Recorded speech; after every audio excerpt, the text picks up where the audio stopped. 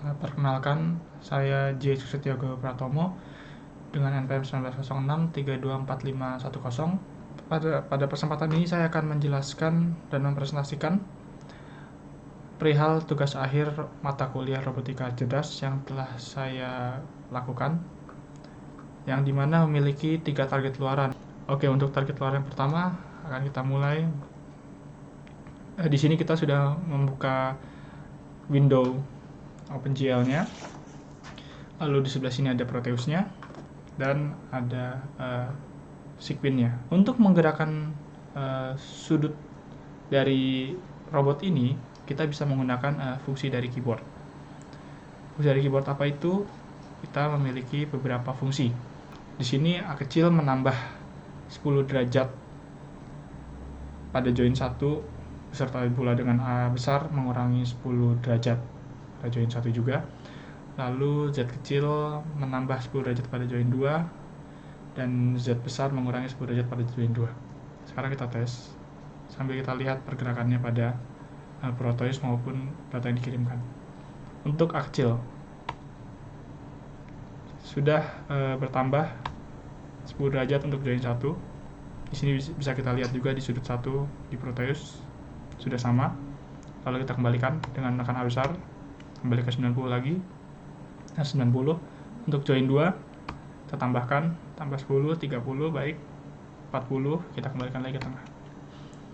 Itu untuk gerak manual. Lalu di sini dengan join space juga kita bisa melakukan gerak otomatis mendekati target sudut yang kita inginkan. Di sini saya sudah membuat gerak kanan dan gerak kiri menggunakan tombol kurang dari. Dengan target 50 dan target 130, kita lihat robot bergerak sendinya mendekati sudut yang kita targetkan. Dia akan berhenti ketika sudut robot sudah mendekati desired. Dia sudah berhenti, sudah cocok. Untuk mencoba yang ke kanan, kita kembalikan dulu ke awal, lalu kita gerakan ke kanan otomatis. Dengan target 30 dan 20, ternyata robot juga mampu mendekati target. Kita lihat, baik, sudah hampir mendekati, bahkan setelah lagi robot akan berhenti. Ya, sudah berhenti. Baik, kita kembalikan dulu ke tengah. Penjelasan bagaimana robot ini dapat bergerak. Untuk gerakan manual, itu tergantung dengan assign keyboard yang kita buat. Bisa ini tambah 50 atau kurang 50, itu tergantung kita. Nanti akan ditambahkan dan dikurangi terhadap kondisi. Untuk proses ini dari kondisi awal, kita menambahkannya dari sudut awal. Lalu untuk gerakan otomatis, itu pertama-tama kita tentukan dulu targetnya, target sudutnya. Di sini saya menggunakan 20-30 untuk gerak ke kanan, lalu untuk gerak ke kiri 130 dan 50. Di sini kita juga menggunakan kontrol PID. Lalu tombol kurang dari itu akan men-trigger cara gerak kanan dan gerak ke kiri, yang nantinya akan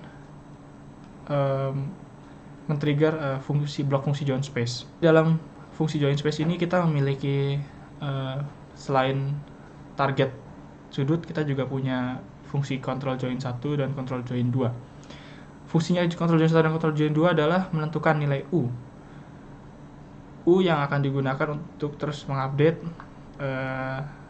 nilai Q1 apakah sudah mendekati dengan Q final. Dalam control join ini kita juga punya error lama, lalu kemudian error Q1 yang dimana isinya adalah Q1 final dikurang Q1, lalu juga D error juga ada, lalu ada U1. Nah, U1 ini dimana KP dan KD nilai KP dan KD sangat berpengaruh. Begitu pula untuk di U2.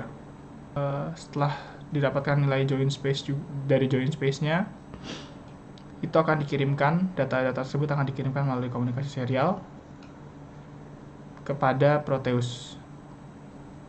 Maka dari itu, data yang dikirimkan akan menjadi sama, setidaknya mendekati dengan apa yang diterima oleh Proteus. Demikian untuk target luaran yang pertama.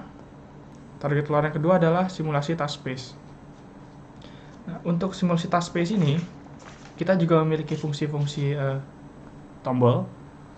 Ya, di sini yang berpengaruh adalah fungsi untuk menggerakkan posisi objek yang akan kita dekati oleh robot menggunakan tombol 1, 2, 5, 6. Lalu kita punya tombol F besar F kecil di mana kita mengaktifkan fungsi follow robot otomatis mendekati objek untuk F kecil, dan F besar di mana fungsi follow akan dimatikan.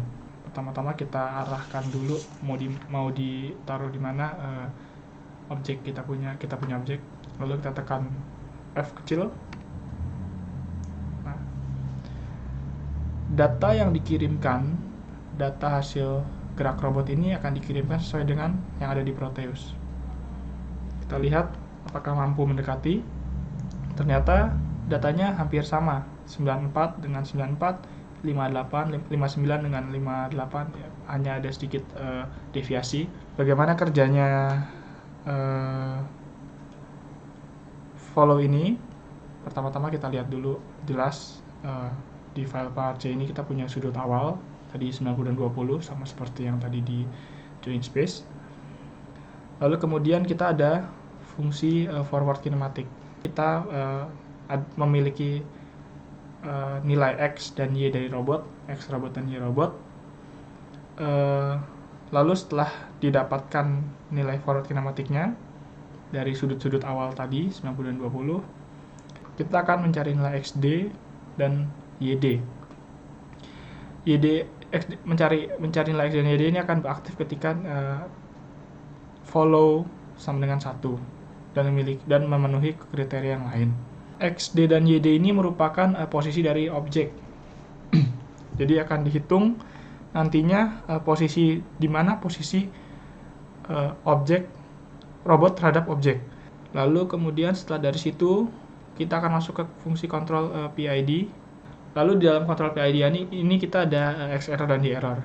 X error merupakan nilai X dari objek dikurangi dengan nilai X dari robot. Lalu kemudian Y juga demikian antara objek dengan robot. Setelah kita jumlahkan nilai errornya, lalu kita mencari turunan pertama dari error tersebut terhadap waktu.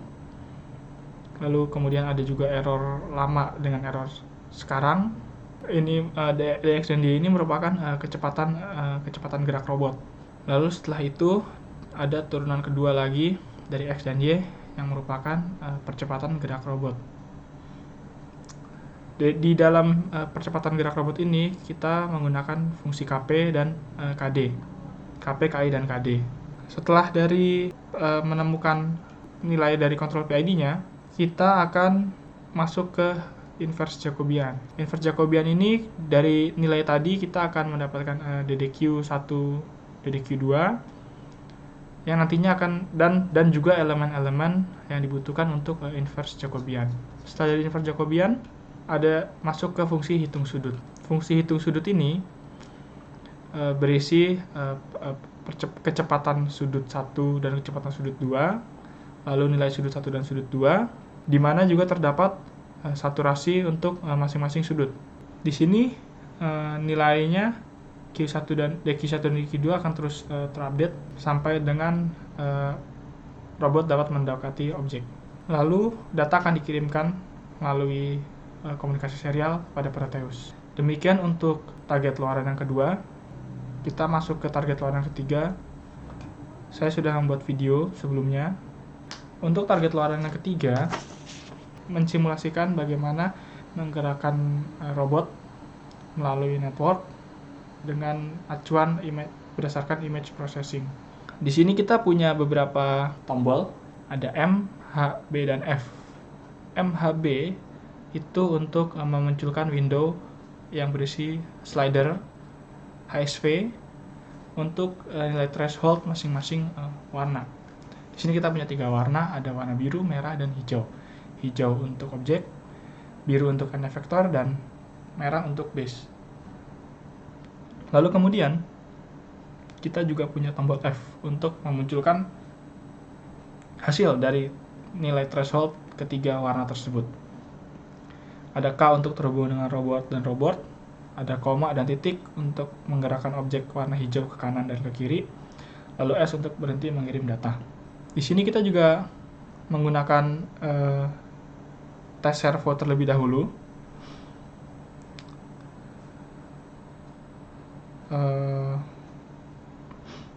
Baik, lihat sudah aktif di bagian RoboArt.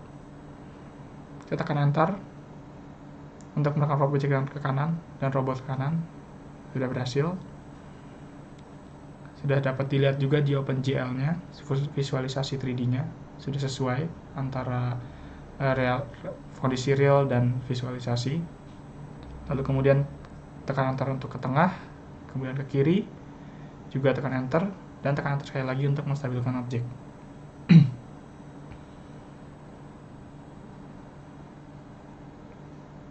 Nah, ini kondisi menghitung memang akan ada waktu sebentar. Lalu robot akan perlahan mendekati objek. Ternyata di sini terdapat overshoot dari perhitungan PID, maka mengakibatkan robot melewati objek, lalu perlahan-lahan akan kembali mendekati objek. Nah, ketika sudah mendekati, maka robot akan melakukan pukul-pukul seperti yang dapat kita lihat. Ya, lalu kita coba gerakan objek ke kiri dengan menekan tombol. Apakah objek akan bergerak? Ya, ternyata objek akan bergerak dan robot kembali mengkalkulasi perhitungan sudut antara objek dan robot. Dan kemudian robot mendekati kembali. Kita lihat di sini kita punya codingan untuk di komputer untuk kameranya. Sudah kita definisikan semuanya. Lalu juga ada struktur yang akan kita kirim nantinya. Lalu kemudian di sini pertama-tama kita memiliki matrix. Kita bermain dengan matrix. Ada matrix image, lalu matrix ini gambar, lalu kemudian matrix warna berdasarkan satuan HSV, hue, saturation, and value. Lalu kemudian matrix masing-masing warna, merah, hijau, dan biru, dan gabungan. Lalu terakhir kita ada pointer yang menyimpan data titik berat, titik tengah, titik berat antara warna 1, warna 2, dan warna 3. Lalu kemudian setelah itu kita lakukan nilai threshold, batas untuk bisa membaca warna merah, warna hijau, dan warna biru. Setelah itu batas TH tadi akan disimpan dalam pointer aktif H, aktif M, dan aktif B. Ini setelah kita lakukan LOD-delete juga, kita lakukan bounding rect untuk mendapatkan center 1, center 2, dan center 3, yaitu titik berat yang sudah diolah dari masing-masing warna. Nah, setelah kita mendapatkan data ini, barulah kita dapat menghitung sudut antara objek dan robot. Setelah data-data sudut itu didapatkan, akan dikirimkan melalui network, melalui soket. Lalu kemudian data tersebut akan diterima oleh RoboArt. Nah, data yang didapatkan tadi dari pembacaan melalui kamera akan digunakan untuk menggerakkan robot maupun objek.